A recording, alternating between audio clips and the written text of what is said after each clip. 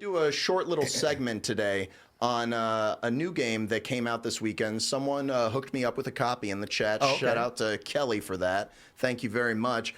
Otherwise, I wouldn't have been able to play this. But Alan Wake 2 came out, and thought we'd just show the trailer real quick, give you an idea of what kind of game this is, and I'll give you some of my early thoughts on the game. Off the bat, I'm not going to pretend like I understand all this, because the first Alan Wake, just to give everyone a backstory a little bit on it, the first one was basically a Twin Peaks just love letter. Okay. Like, it was just an homage to Twin Peaks, and you were a guy going to a little city or a little town that loved coffee. There was cherry pie, and things were just weird. Okay. You know what I mean?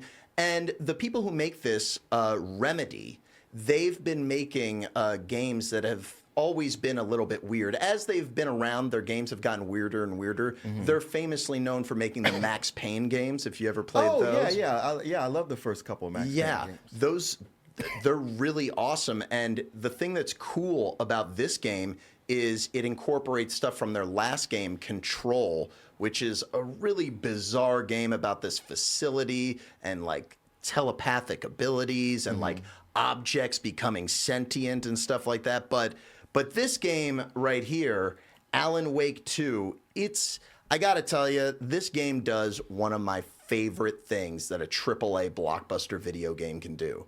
It is artsy fartsy, and it's self-aware about it, and it leans in without, letting go of like the things that, mainstream media care about, graphics, good gameplay and stuff like that. And it does an excellent job, I think, of like winking at the audience, because this isn't a spoiler. I haven't finished the game yet. Okay. But just to tell you like stuff that happens in the first couple hours, because there was stuff that I wasn't expecting that just got me really excited. There's even like a thing that they showed there with like, the naked man walking around. That's how the game starts. Okay. So it's almost like you're reborn, coming into this game as this bald, naked man. And they really play with the player about all of these things that they incorporate, because it's mainly about this other character. Her name is Saga Anderson, and John had something that he wanted to say about her that he was whispering when I was showing the trailer that I thought was pretty funny, that will relate to what we're talking about after this.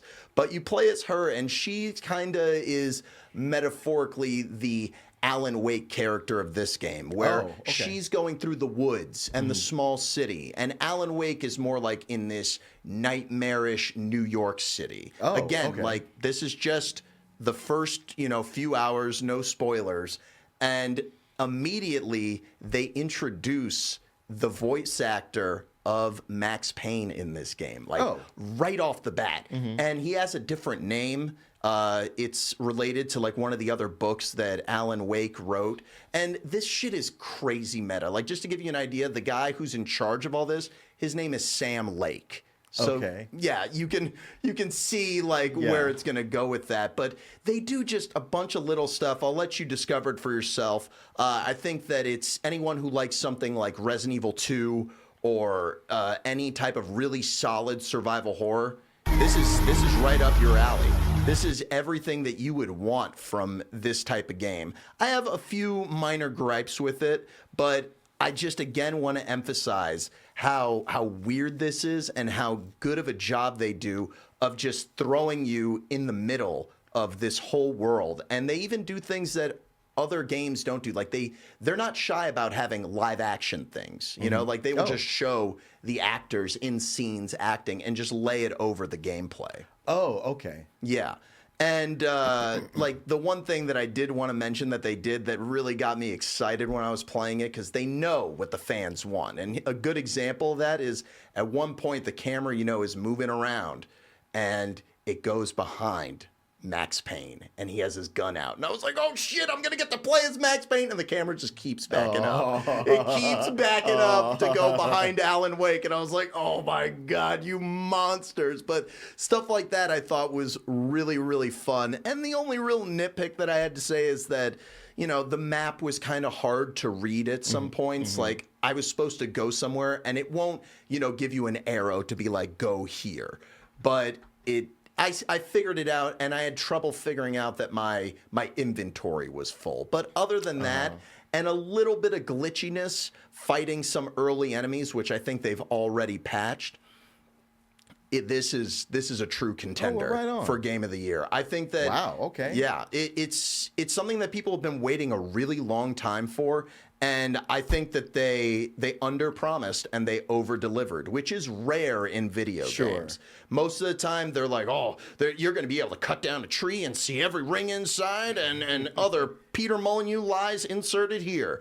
But with this, I think that Remedy knows their audience, and they've gotten a little bit tongue-in-cheek in it in a way that I appreciate, because at the end of the day, it's still a silly game. You know what I mean? Yeah. And it's still about just having fun, and it's aware of that. But it gets complicated. So far, I would say it's floating around the full price, and it's beautiful. Dang. Like we keep getting these games like that look amazing, because you've seen Spider-Man 2 gameplay, and that is just amazing. But this, there's almost even more detail. I mean, I can't even tell if this is gameplay or some of the live action footage, but when you're following this guy around, you can just see the material difference, like in everything. The detail is insane. So this was something that I played. I just wanted to talk about it a little bit because it's a scary game, and yeah, it's a neat one. I highly recommend it. But John, what were you gonna say when old what's her name, Saga Anderson showed up? You whispered something to me.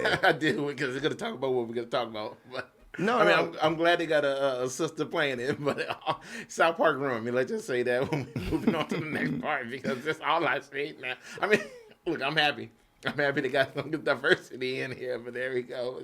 Yeah, I'll say, as far as Alan Wake goes, it doesn't feel forced. Yeah, good. You know, like she's a detective, and that's something that people have compared it to who finished it. They said it's like a true detective story type of game, and still has Twin Peaks stuff like that in there, but it's also just, it is bravely just being weird. And I think more video games should do that. And they do like old filmmaking tricks with it as well. Like, you know, like layering images that you can see right through. Stuff that people go, that looks like shit, but it's like, yeah, but like, what if it's in your head? You know? And other mechanics that I didn't mention, I know I'm jumping back and forth a little bit, but I just want to give you an idea of what is in there, because it's really cool, is because Alan Wake is a writer, you can change the levels around you by going to his storyboard and being like, actually, I want to try this happening here. And then in a second, the level will change around you. Really? Yeah. And there's also a mechanic that you saw in there where he was walking around with like a light bulb or something like that.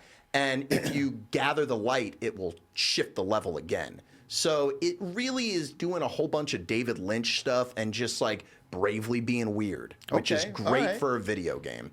And it's funny because they're making it into a TV show, connecting, you know, Control, Max Payne, and Alan Wake. And it's like, this is kind of perfect as a video game, because there's so much stuff to talk about and so many things to see, you know, that showing in a TV show, it makes it complicated, I think. Okay. I mean, I'm hoping this TV show is going to work, and it's not going to be one of these things where I'm scratching my head and go like, oh, but if you played the game, though, you'd understand. And that's where I don't know where they're going with it. I tried to look it up, and it's like, it would be cool if they said it was an Alan Wake show, and then it just ended up becoming a Max Payne TV show. I would really like that. But who knows what they'll do. There is definitely a lot of good material there. Okay. And someone is working on it. I think it might be HBO. I'm not 100% sure, but last year they were talking about an Alan Wake TV show coming, which at worst, it'll just feel like a regurgitation of Twin Peaks, which